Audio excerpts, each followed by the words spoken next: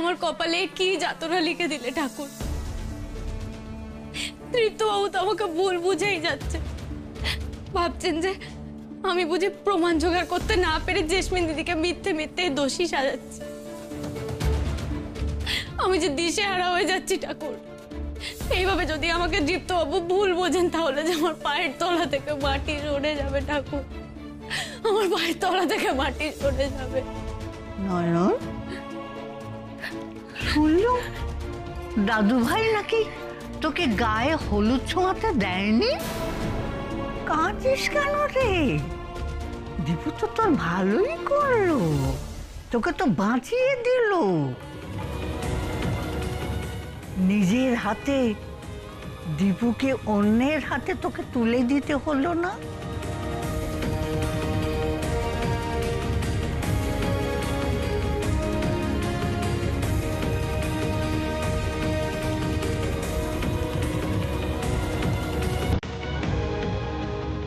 কই আরো বাঁচলো মা?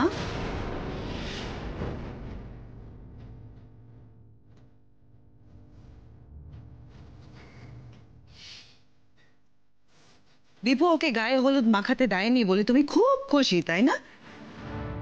কিন্তু আমি তো ব্যাপারটা অত সহজে মিটতে দেব না মা। আমি তো নয়নকে বলেই দিয়েছি, এই তো সবে শুরু।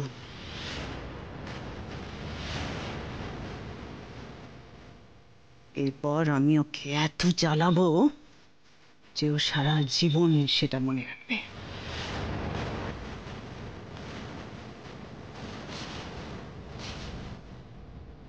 দাঁড়াও দাঁড়াও মা, দাঁড়াও, আমাকে শেষ করতে দাও। ওকে তো আমি বাড়ির থেকে বার করে দিতে চেয়েছিলাম, ও যায়নি। ও বলেছিল না চাইলে এই বিয়েটা আমরা দিতে পারবো না, কিন্তু আমি ওকে দেখিয়ে দেব মা, ও না চাওয়ার সত্ত্বেও এই বিয়েটা হবে।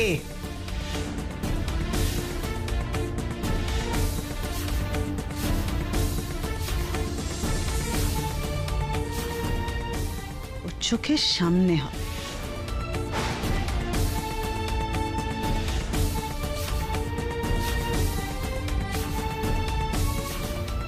আর তাতে ওকে এমন ভাবে জড়িয়ে থাকতে হবে যে ও মনে মনে ভাববে, রিপেন্ট করবে, চলে গেলেই ভালো হতো।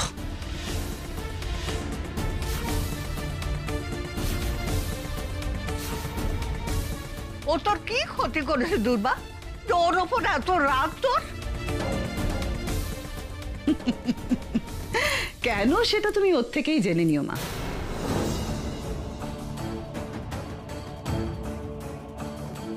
তোমার উপরে আমার এত রাগ কেন জানো? কারণ তুমি কোথাও আমার মায়ের আর দাদার আধিপত্যের চিহ্ন। ওরা তোমাকে দীপ্তের জীবনে চাপিয়ে দিয়েছে, দীপ্তের ওপরে গছিয়ে দিয়েছে ওরা। আর আমি চিরকাল ওদের এই গছিয়ে দেওয়া, চাপিয়ে দেওয়ার এগেইনস্টে। আমি তোমাকে শাস্তি দিয়ে ওদের উচিত শিক্ষা দেব, যাতে ওরা জীবনে জীবনে কারোর ওপরে কিছু চাপিয়ে না দেয়। আমার কথাটাকে হালকাভাবে নিও না, আমি যেটা বলি সেটাই করি।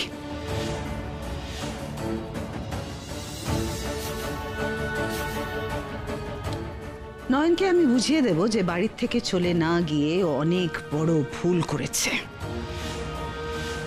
আর ও সেই ভুলের মাসুল দেবে চোখের জলে।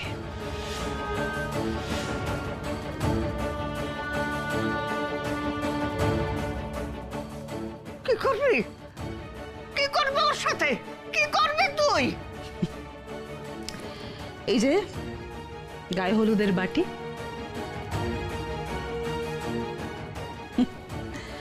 দীপুকে মাখাতে পারিনি তো কি হয়েছে মা? জেসমিনের গায়ে হলুদ তো ওকেই দিতে হবে।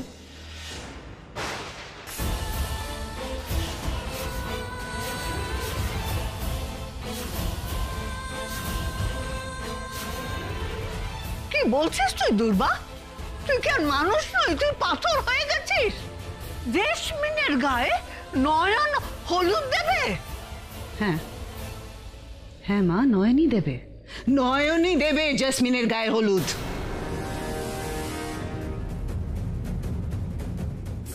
এসো নয়ন, আর দেরি করো না, ওদিকে সবাই তোমার জন্য ওয়েট করছে। না না, এ হতে পারে না। জেসমিন দিদিকে দৃপ্ত বাবুর ছোঁয়া হলুদ আমি মাখাবো না, কিছুতেই মাখাবো না।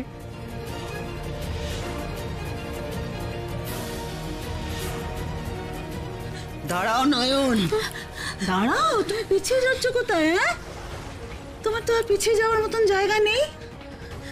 তুমি হয়তো বুঝতে পারছো না নয়ন, তোমার দেয়ালে পিঠ ঠেকে গেছে, পিঠ ঠেকে গেছে তোমার। চলো চলো এখান থেকে। না, আমি যেতে দেব না, আমি নয়নকে যেতে দেব না।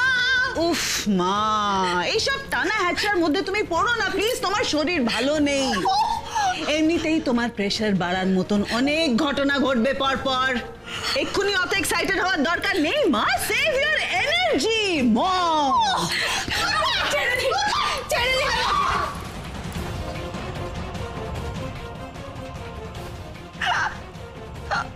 কি করলে ঠাকুর, তুমি কি করলে? আমি রক্ষা করতে পারলাম না গো, আমি রক্ষা করতে পারলাম না।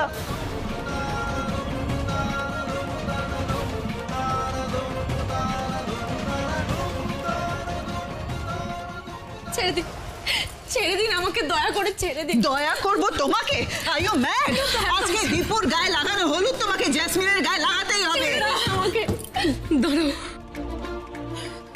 দাঁড়াও ননদিনী, ওকে নিয়ে যেও না, ওকে দিয়ে এই কাজটা করিও না, দোয়াই তোমার। আমি ওকে না ছাড়লে কি করবে তুমি? কি করবে? নিজে তো ভালো করে দাঁড়াতেও পারছো না, পা টলছে তোমার। তুমি নাকি নয়নকে বাঁচাবে? নিজেকে আগে সামলাও।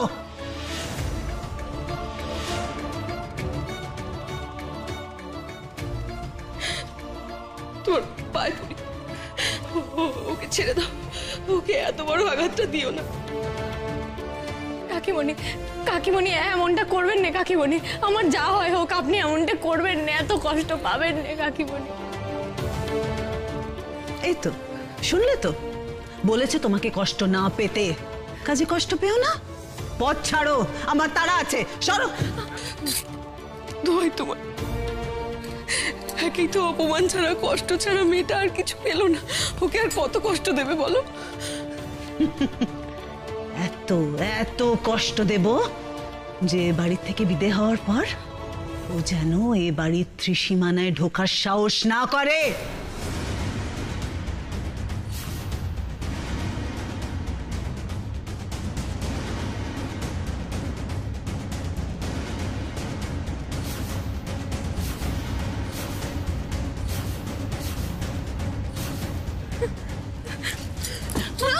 কাকিমণি ছাড়ুন না আমাকে, কাকিমণি, কাকিমণি ছাড়ুন না আমাকে, কাকিমণি।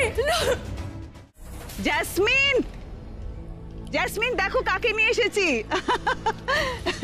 সংযুক্তা ওকে বিরল সম্মান দিয়েছিল দীপুর গায়ে হলুদ লাগানোর জন্য।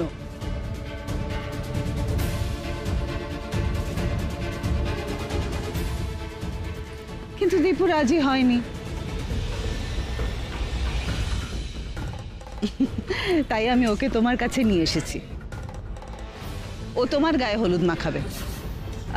অবশ্য তুমি যদি রাজি হও, তোমার কোনো আপত্তি নেই তো?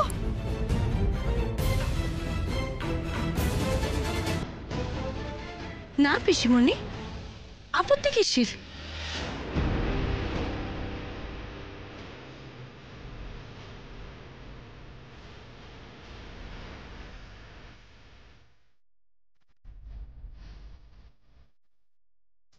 থ্যাংক ইউ পিসিমণি, নিজের হাতে তৃপ্তর গায়ে মাখানো হলুদ আমার গায়ে লাগাতে নয়নের যে কতটা কষ্ট হবে তা আমি খুব ভালো করে বুঝতে পারছি।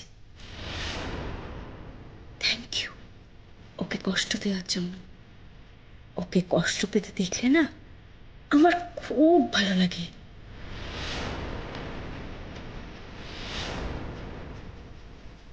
ওই তো, ও তো জেসমিন রাজি হয়ে গেছে। এসো। আর কি?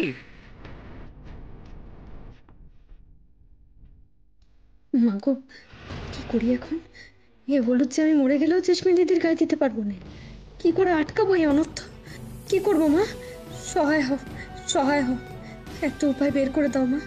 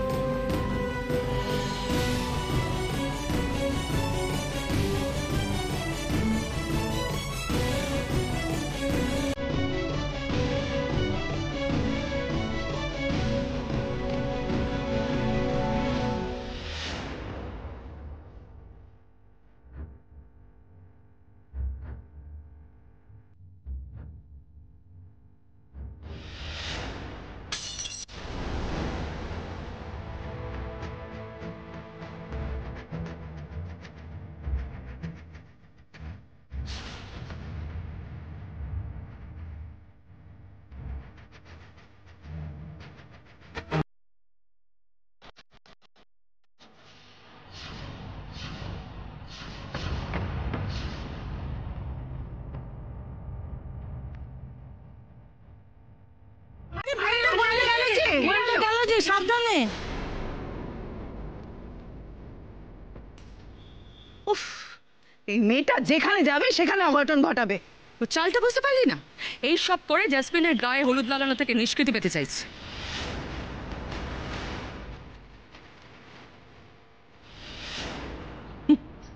ও যদি ভাবে এটা করে পার পাবে তাহলে খুব ভুল ভেবেছে ও। ওকে আমি নিষ্কৃতি পেতে দেব না।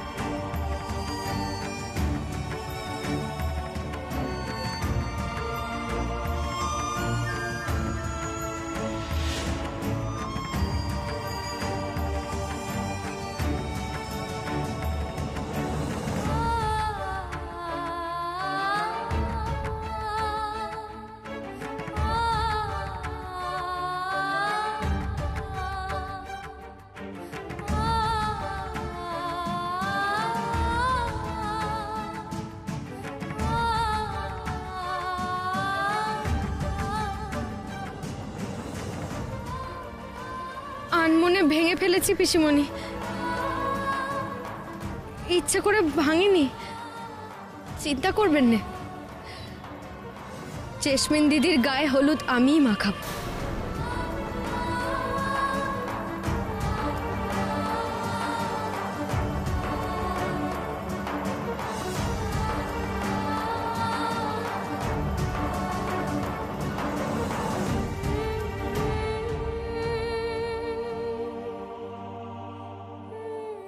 গুড, তুমি যে বুঝেছো এটা আমার খুব ভালো লাগলো। না মাখালে আমি মাখাতে বাধ্য করতাম। এসো, ওর গায়ে হলুদ মাখাও।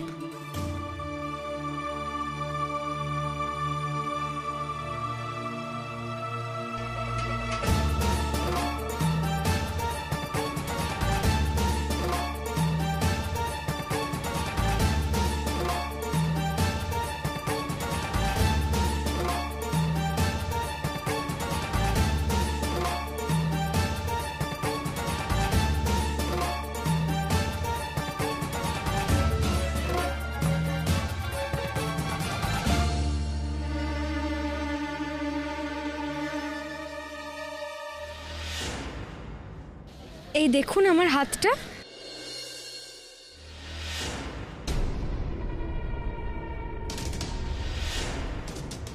হাতে কিন্তু কাঁচ বিঁধে আছে। আপনার গায়ে যখন হলুদটা মাখাবো তখন কিন্তু একটু রক্তারক্তি হতে পারে, কষ্ট পাবেন না যেন।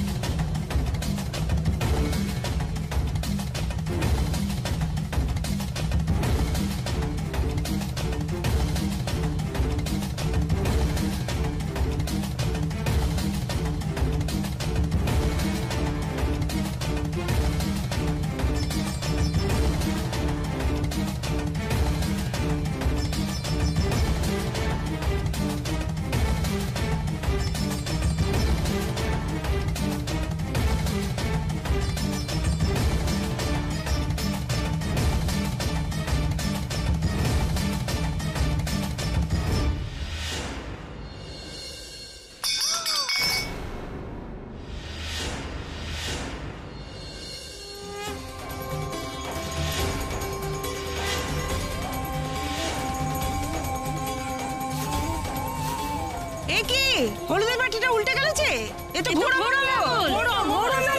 বাবা, এ কি?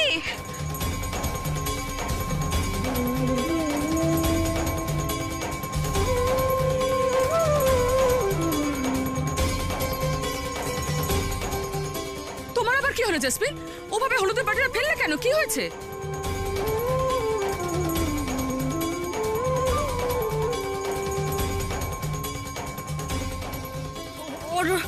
ওর হাত কেটে গেছে, হাতে হাতে কাঁচ রয়েছে, হাত ভর্তি রক্ত। সেই হাতটা ও হলুদে দিয়েছে, হলুদে মিশে গেছে রক্ত। আমি ওটা গায়ে দেবো না, আমি কিছুতেই মাখবো না এই হলুদ।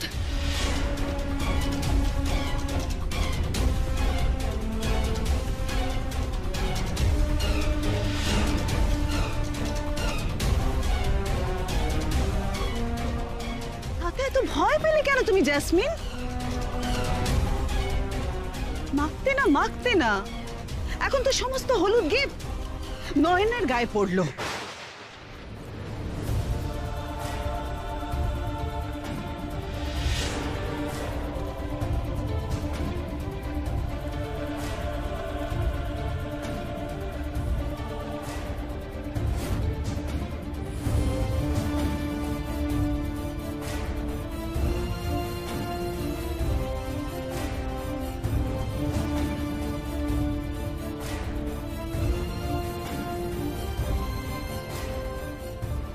গায়ে হলুদের অনুষ্ঠানটাও তো দধিমঙ্গলের মতো ভেস্তে গেল দিদিভাই।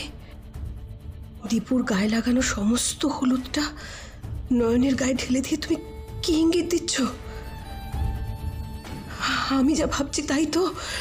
তুমি বলতে চাইছো তো যে নয়নই দীপুর বউ, দীপুর ধর্মপত্নী? সে জায়গা আর কোনোদিন কেউ নিতে পারবে না, তাই তো দিদিভাই? নয়নের হাতে যে কাঁচ আছে সেটা তো তুমি মুখেও বলতে পারতে। উফ, এত প্যানিক করো না তুমি জেসমিন। প্যানিক করবো না? কি বলছেনটা কি আপনি? ওই কাঁচে যদি আমি উন্ডে হয়ে যেতাম তখন?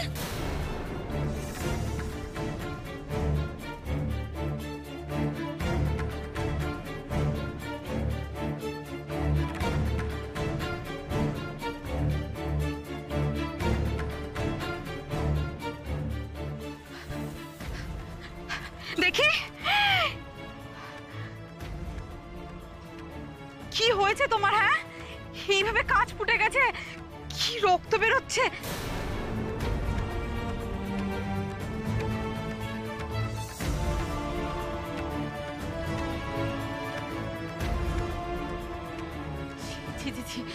তুমি এক্ষুনি আমার সঙ্গে নিচে চলো, ওষুধ লাগাবে। এসো। দাঁড়া, আমার জেসমিন দিদিকে একটা কথা বলার আছে।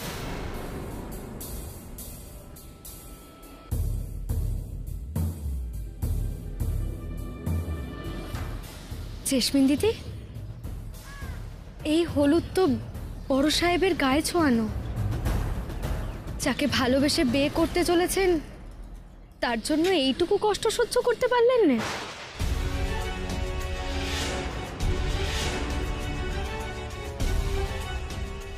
উল্টে পাটিখানা ফেলেই দিলেন।